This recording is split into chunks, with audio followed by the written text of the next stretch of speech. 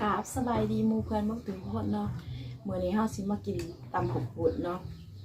ตำข้าวปุ้นใส่กับหอยเชอรี่นะคะมีกับน้ำปูอัดเนาะใส่ปูอัดน่ะมาเด้อมากินน้ำกันเด้อพี่น้องเด้อแซ่บๆน้ำกันนะ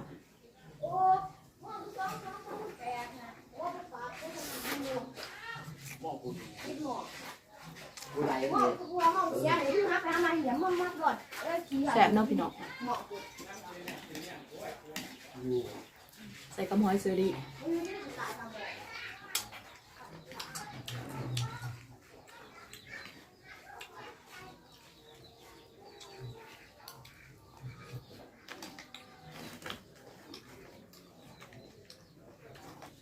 แกะกับปูอัดเนาะพี่น้อง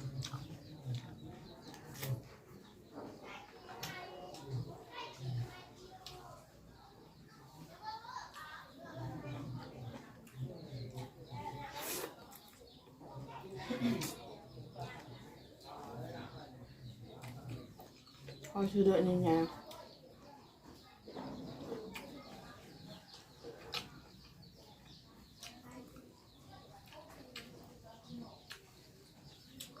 เส้นข้าวปุ้นเนื้อเนื้อนะพี่น้อง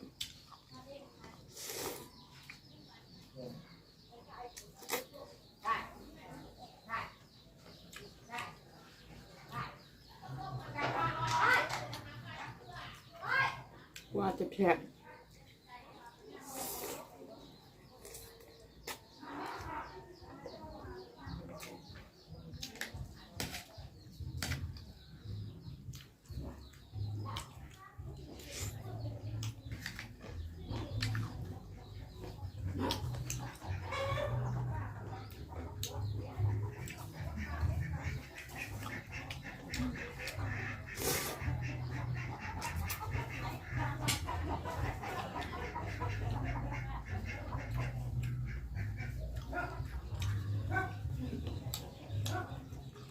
หวานหนึ่งหน่อย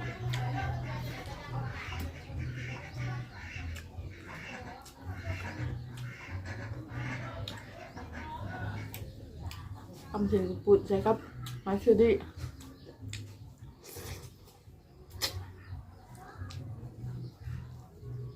เส้นข้าวปุ้นเหนียว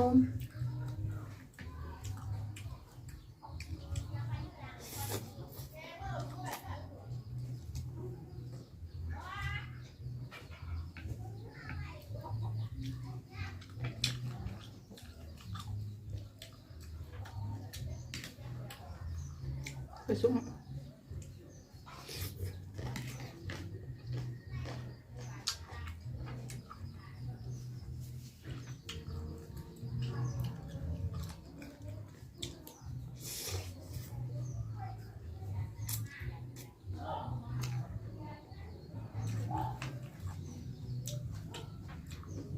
ตำเป็นเพชรนะพี่น้อง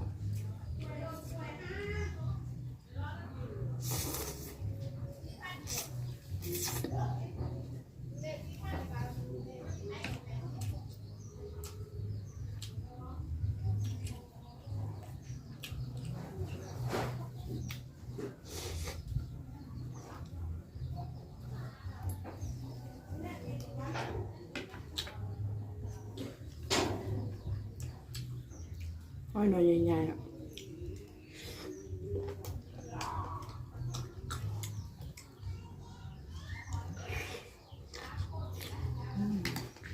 แบบนี้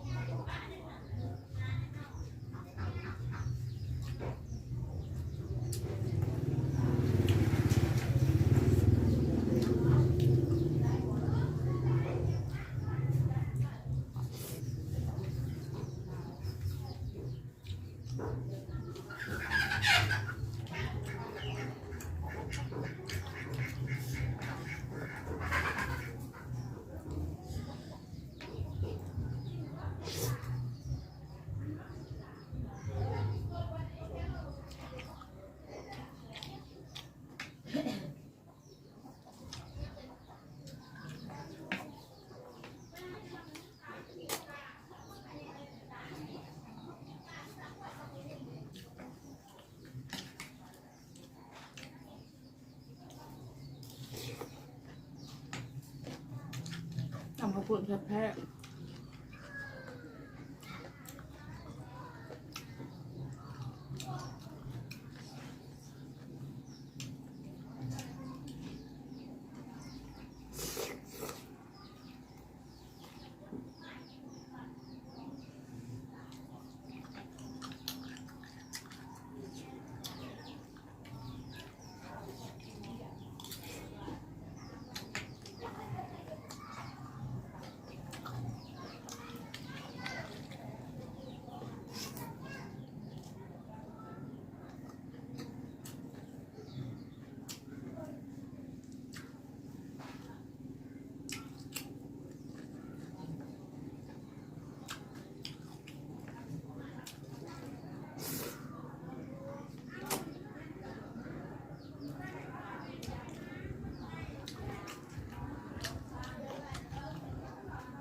มันจะที่หอยเชอรี่